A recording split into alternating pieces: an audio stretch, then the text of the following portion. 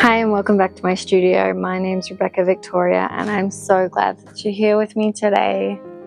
There's such a huge healing component to art that not everybody is aware of, and how useful it can be to channel your emotions into your artwork, whether they're happy or sad or angry or frustrated or lonely or whatever it is, whatever you're feeling. A really good way to channel it is channeling it through your art. It doesn't have to be direct. It can be very indirect. You can create a scene that is, or a beautiful portrait that is nothing about what you're feeling, but the physical presence of creating the artwork, of doing the job, and the way that your mind can slowly but surely just navigate tough situations mentally. This is what I've found anyway. Even when I don't realize that the artwork might be channeling my emotions, it is very direct and clear by the end to myself, whether the viewer sees it or not, that I was able to process so much through the actual act of painting. One way that this has happened is because I think that it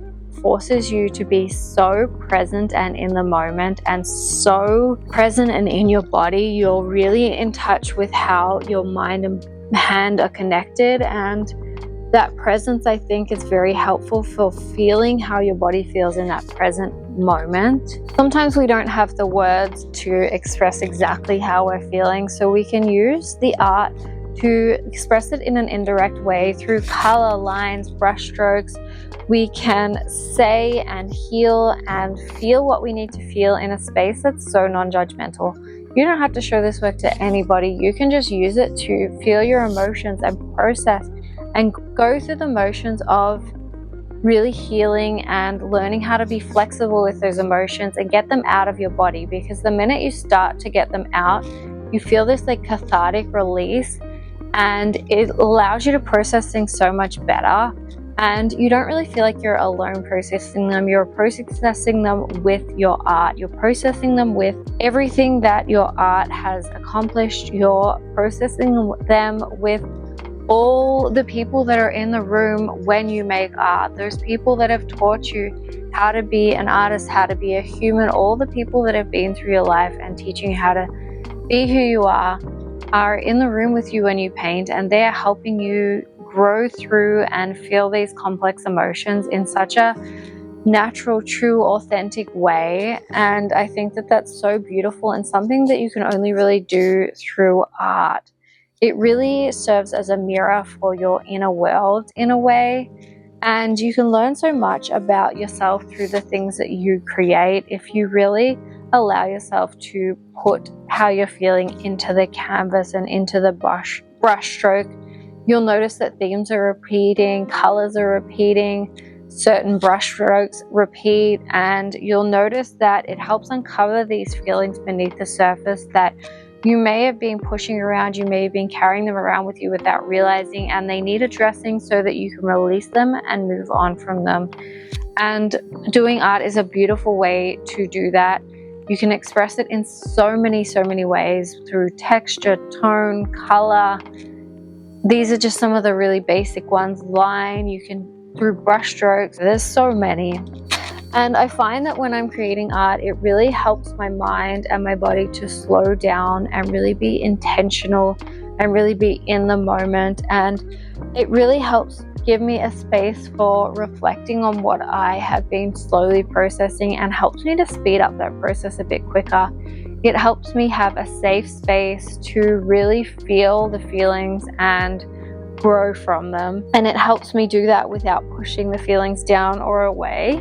It is so fundamental and allows me to sit with the sometimes uncomfortable feelings. Sometimes I don't want to be thinking about it, but I know that I have to really process the emotions and get them out.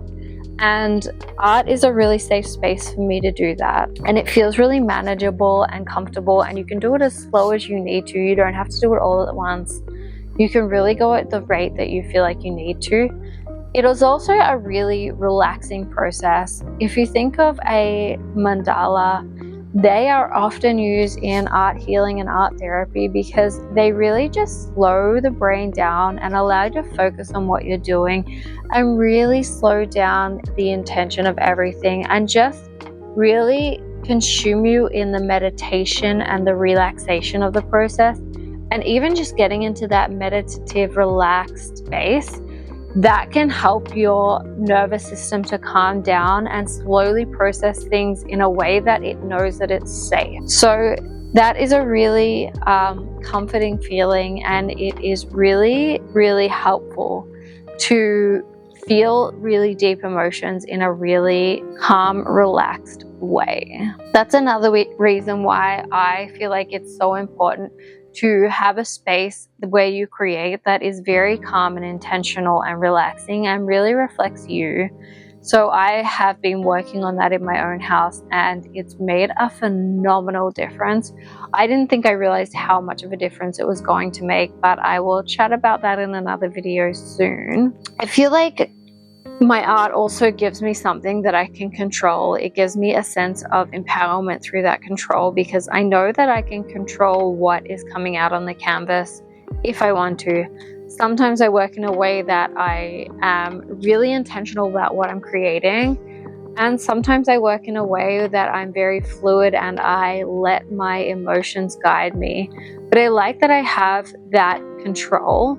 And sometimes if I'm not ready to feel something, I can go to a section of the artwork where I know I need to be controlled and consumed so that I can slowly process things. And sometimes if I know that I'm ready, I can go back and really slowly evaluate what was triggering me potentially and what was causing me a bit of grief. And sometimes when things feel a bit chaotic and sometimes things feel a bit out of your hand, you can turn to the things that feel a bit more controlled, and you can turn to the artworks that you can create and feel a bit more control through, like say a portrait that you're directly creating off of an image.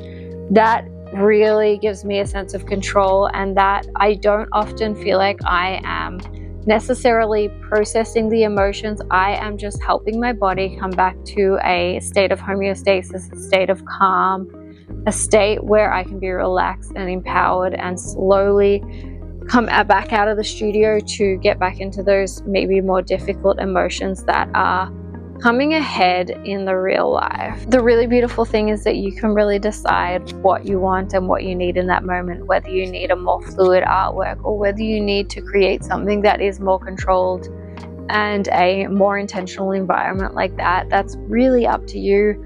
And that is the beautiful, empowering thing about art, is that you get to decide how it affects your life, where you want to go and what you want to do. And this non-verbal communication is a way to really, really dig deep into maybe past events or trauma and really, really use them and channel them into positive things, rather letting them sitting and fester inside of you. That's no good for anybody. That's not a healthy thing to do. So I think it's especially powerful for those who have been through some really dark and deep things. I think it's so powerful to channel that through your art, and remember that this artwork doesn't need to be shown to anyone. You can just use it to simply get out your emotions and feel your feelings and just be your true self. You can also record your journey, and that will help to really reflect back from where you came from and really reflect back to how far you've come. You could use a visual journal where you are doing all your artwork in a book, and then that can be a great way to be able to reflect back. You could use the end of your session to do some just stream of conscious writing, and that's another beautiful way to really let everything out at the end of the session and make sure that you've gotten really deep and really intentional in your emotions and really process the things that you need to process. I find journaling extremely helpful. I like to do it at the start of a session and at the end if I have time. And I also really like to do meditations before I get into the painting session, because I find that these meditations, particularly I like the affirmation meditations, they help me to really ground myself and calm myself down and get me back to that homeostasis feeling, and really help me be intentional with my studio time. And now I find that I can use creative flow and my studio time as a really intentional form of flowing through my emotions, feeling the feelings, and it really helps me calm my nervous system. It really helps me to ground myself, to be present in the moment, and I can really shift my body out of a fight or flight emotion, which is extremely helpful for your stress levels, and for me, my pain levels. They are very impacted by my stress, and I know that it really helps with that. So yeah, that is what I have for you today. I hope that you found this useful. I will definitely be chatting more about this in episodes to come. I would love it if you would share this with a friend if you think that they might resonate with it too. And please hit the like and follow button so that we can chat more about all things art and how to use your studio time as productive and healthy and beautifully as possible. I hope that you have some space in your day to go and create some artwork, and I'm sending you so much love. Bye.